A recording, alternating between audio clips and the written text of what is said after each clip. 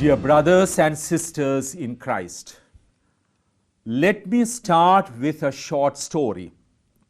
This story comes from Jewish tradition. Of course, when you listen to a story, you have to go into the deeper meaning.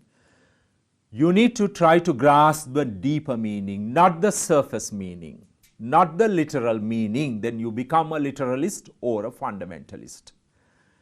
According to this story of Judaism, in the popular Jewish tradition, when we die, of course, one day all of us are going to die, one way or another. All of us are going to die one day.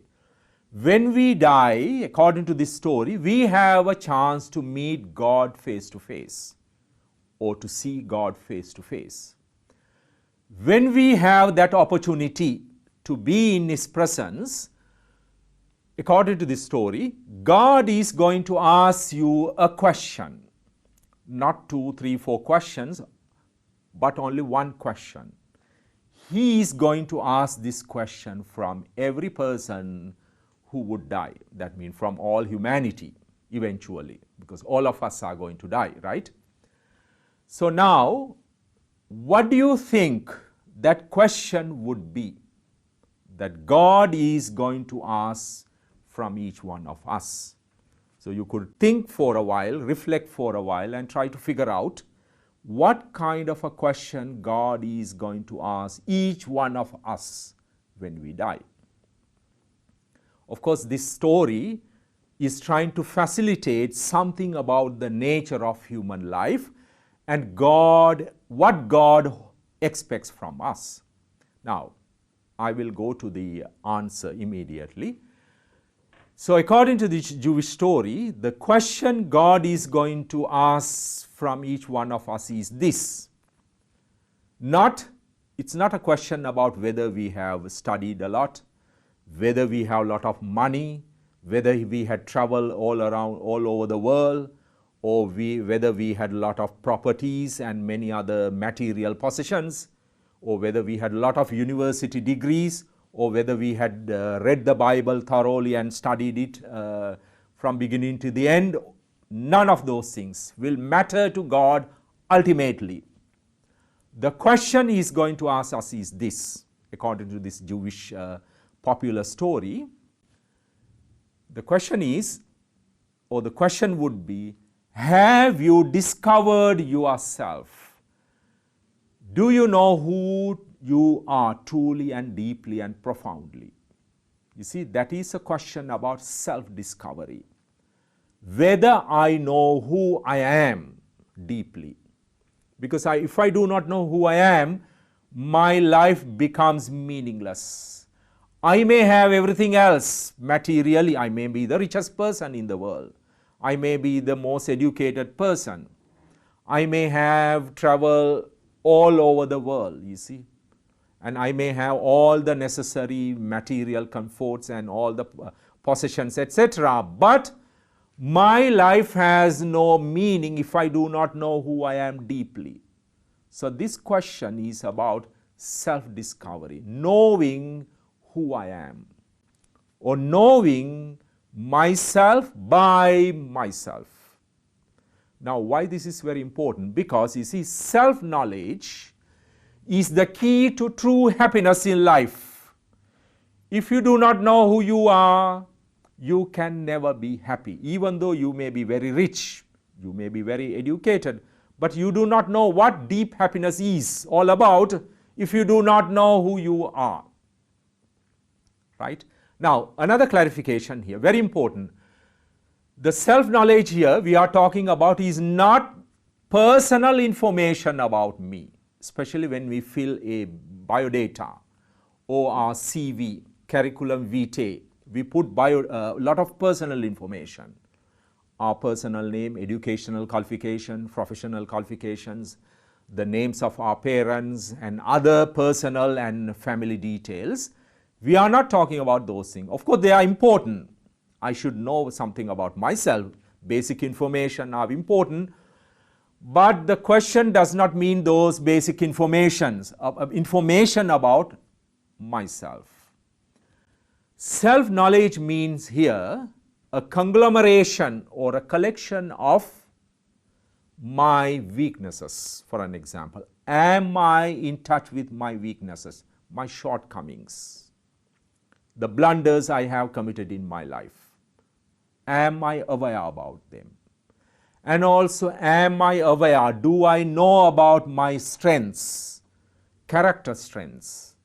Let's say, one person is very patient, another person is very honest, another person is very humble. These are strengths in our character, strengths in our personality. We have to become aware about these things. And also, are we in touch with our talents and skills? Talents and skills here do not mean, talents like Michelangelo, Leonardo da Vinci, or Albert Einstein. These talents will make you world famous. No. Like some people are capable of organizing something. Some people are great friends. Some people are, have a natural sympathy and empathy for the sufferings of other people. These are human strengths and talents. Some people are capable of cooking very well, organizing a party. These are also, talents that are very necessary for life. So, are we then in touch with our talents and skills? And also, are we in touch with our sad experiences in life, sorrowful memories in life, painful memories in life, and the losses we had, and the great blunders we had committed, and the disappointments and the frustrations we had undergone? So, self-knowledge is a combination of all these things: weaknesses, strengths, talents, skills, frustrations, losses, painful memories, sad experiences, etc. A conglomeration of all of these things contribute to our personal self-knowledge or personal synthesis. Now, this self-knowledge is not a stagnant thing. As we grow older, our self-knowledge should also undergo growth. Meaning to say, as I grow older, I should know more and more about myself, my real nature, my weaknesses. Say for an example, if you have the nature of, if you are very hot-tempered, you easily get, let's say, irritated and angry. If you have that tendency, you could become honest about it. You could become aware about it. That's very important. We don't need to be kind of perfect in a negative sense. Awareness is very important, growing awareness as we grow older. If not, we can never experience real happiness in life, because I do not know who I am. That means I am confused. I am in confusion. If I am confused, how could I be happy? Not only that, if I am confused, if I do not know who I am also not capable of loving others. I am also not capable of truly serving other people. Instead of serving other people, loving other people in the name of love and service, I would be using other people for my narrow and selfish purposes and agendas. More often than not, it could happen to many people. So, self-knowledge is the key to happiness, as well as self-knowledge is the key to success in life. So, self-knowledge is something that should grow as we grow older. As we grow older, that is something we must become aware of more and more. And there is another very important aspect to this. That is, self-knowledge leads to God knowledge also. How could I know about God? God I had never met in person yet. Of course, we believe we're going to meet God after our death. But God we have not yet met. How could I know about that God when I do not even know about myself? You see, there is no logical connection. Therefore, I come to know God in and through my self-knowledge, especially my negative side. Then even if you had been away from God, even if you had been a great sinner, God had been working in you. So, self-knowledge leads to God knowledge. the other side is also true, the other side of the coin, which is God knowledge also leads to self-knowledge. The more I come to know myself, the more I am in touch with my innermost struggles, the more I realize how God works. The more I experience God, the more I come to know my true nature in God. So I cannot know myself in isolation from God and in isolation from others. No. Self-knowledge is not an isolated phenomenon, you see. Self-knowledge is not a kind of a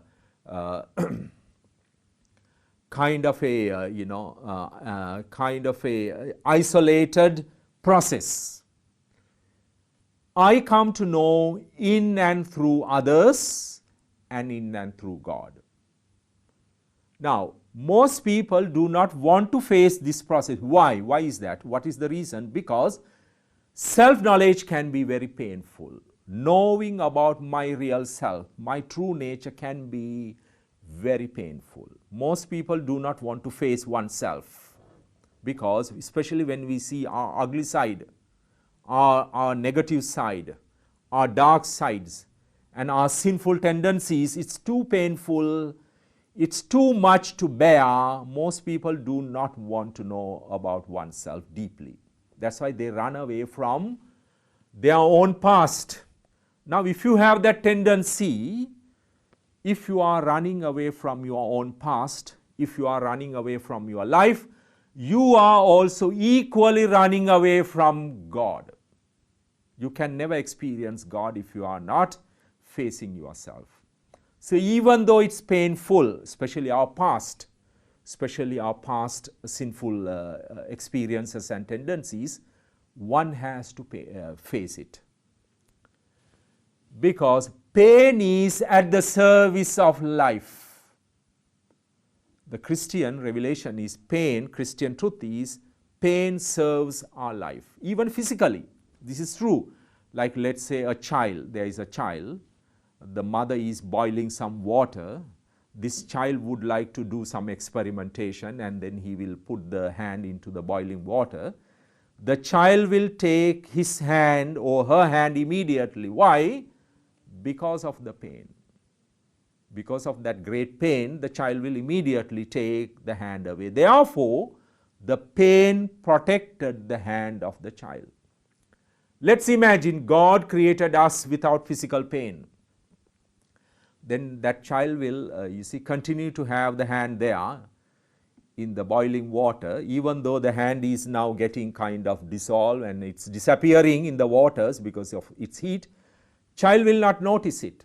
The child will not feel anything until he or she loses the hand. Child will be there, you see. Because of the pain will protect the hand. So the pain is at the service of life.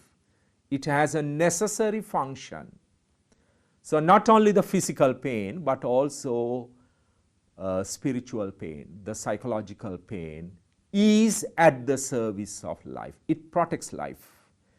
It gives us a sense of direction, orientation to life. Therefore, we must not be afraid of our painful experiences.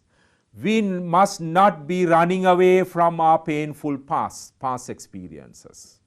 Yeah. If we are running away from pain, we are equally running away from God. We can never experience God.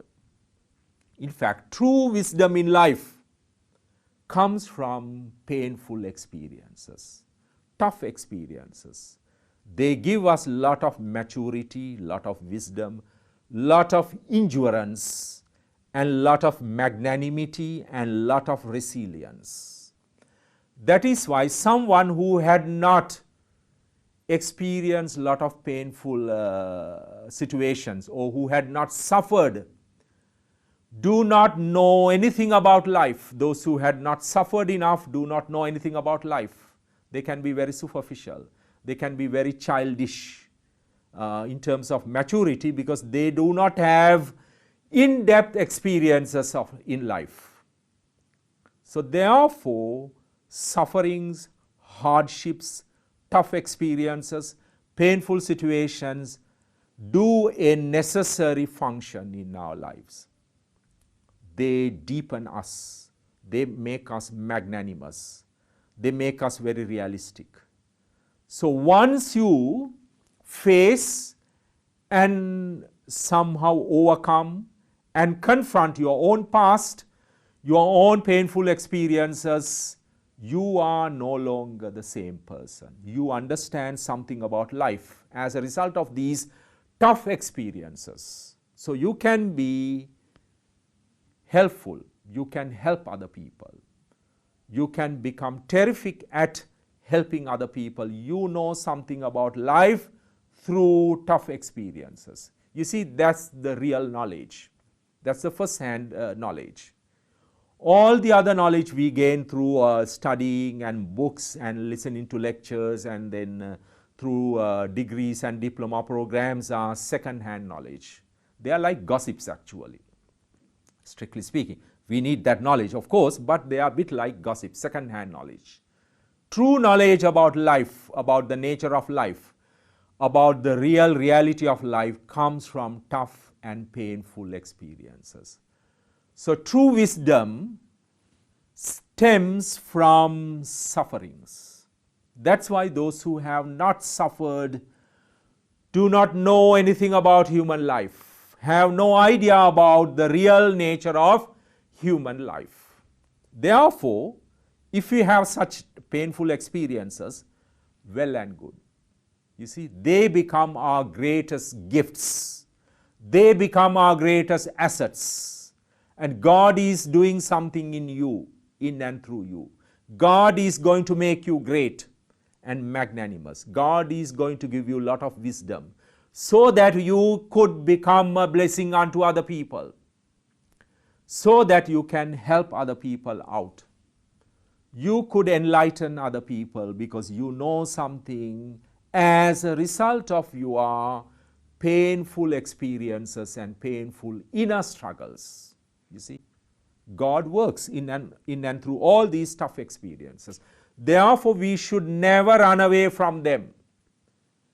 No matter how painful they are, no matter how tough they are, we must be able to face them and confront them. With the help of God, of course. He is there with you, struggling with you, guiding you, strengthening you, empowering you.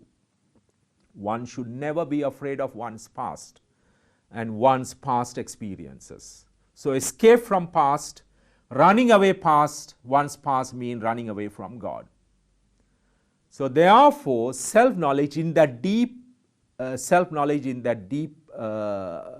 meaning is very crucial for our lives. So self-knowledge is, as I said, is not an easy process. Most people do not want to know about themselves. Most people do not want to confront their own past. But when we made the decision to go through these painful experiences, they give us a lot of wisdom, strength, humility, resilience, endurance, and magnanimity. Then you become a great healer. You see, your painful experiences become your greatest assets and gifts. You know something about life because you have undergone so much and you have come out triumphant. And also, you could also understand other people's situations then very well. You can become a presence of healing unto others. You could become a blessing unto other people because you could immediately understand the painful experiences other people are undergoing. You know something about life by experience. Then you become a beautiful person, spiritually beautiful person. Wounded people are beautiful people. Scarred people are beautiful people. And that beauty, that spiritual beauty shines in them. And they can become blessings unto the whole humanity. So in the process, you also come to know more and more about God. You experience more and more God's stirrings in your life. Now, self-knowledge, even though, as I said at the very beginning, is a very tough process, is a very difficult process of confrontation, one will not grow spiritually without that process of self-confrontation. You see, one can never become mature without that process of self-confrontation. And also, when you have this growing awareness about your past and about what you have done in the past, all your blunders, all your mistakes, all your losses, etc., it gives you a greater sense of greater self-mastery about your future.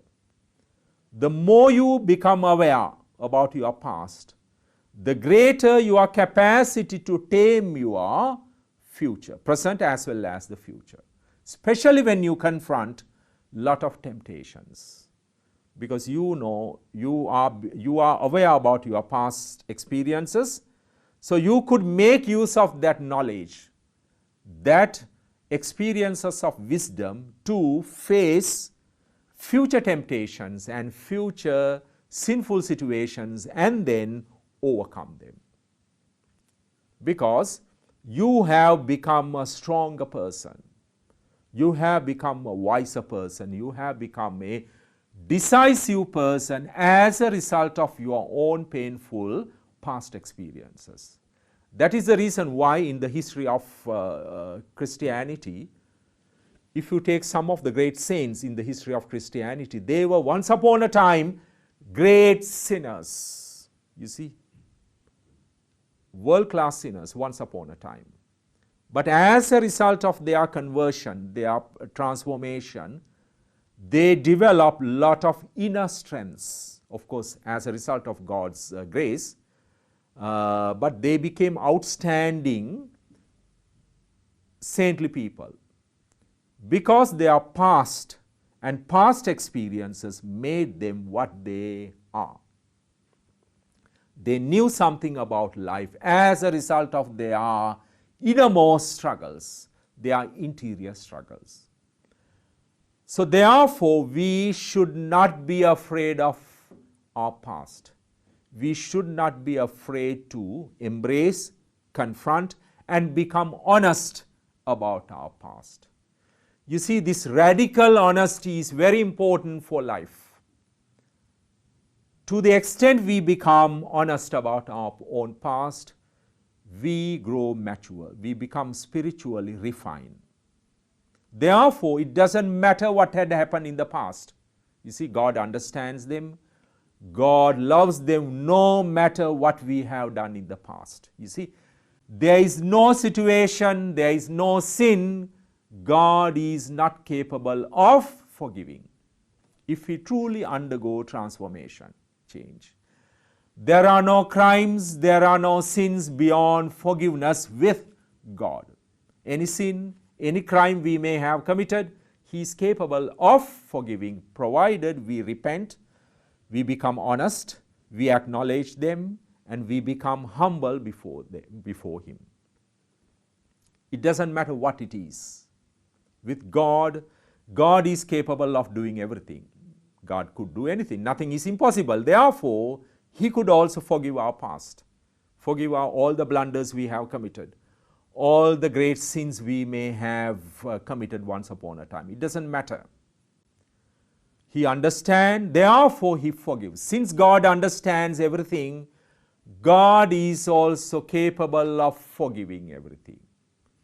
The thing is, we need to change. Actually, when we commit sins, God do not go away from us, or God will not change His mind about us. No, when we commit sins, we distance ourselves from God. We run away from God. It's we who initiate it, not God. He's there waiting for us. We are running away from God. And He's also, of course, chasing us, but we are still running away. Therefore, change means, or transformation means, we turn around. You see, we stop running away from God and then we turn around. When you turn around, you see He's there. right at your back. He's there chasing after you, coming after you. All we need to do is to turn around and to become honest about our past. Then you experience true joy, inner joy. That is why without a healthy sense of self-knowledge, one can never experience true happiness. Happiness doesn't here mean, you remain, from your first day of your birth, you remain kind of holy and you had never committed any mistakes or sins. No. Happiness is that deep experience of God's acceptance, unconditional acceptance who you are. You know you had been accepted. Regardless of what you have done, regardless of all the blunders you have committed, God had accepted you. You are accepted as you are. And that is reason enough for us to never to commit sin again.